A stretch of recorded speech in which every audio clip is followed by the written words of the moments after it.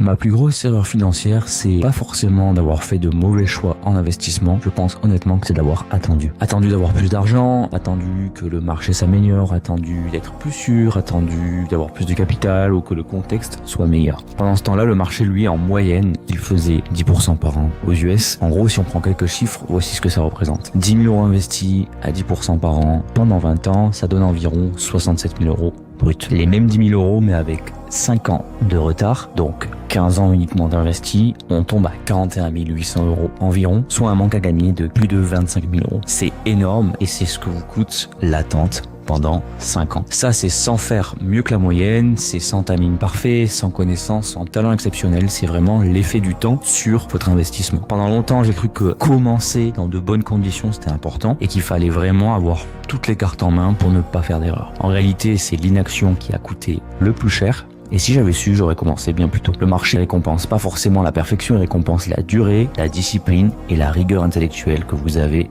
à mettre dans vos investissements. Si vous repoussez depuis des mois votre passage à l'action pour investir, posez-vous la question suivante. Est-ce que vous attendez une meilleure opportunité ou est-ce que vous cherchez à avoir davantage de certitude? Si cette vidéo vous parle, gardez-la et surtout, abonnez-vous, envoyez-moi un message et on fera le point ensemble.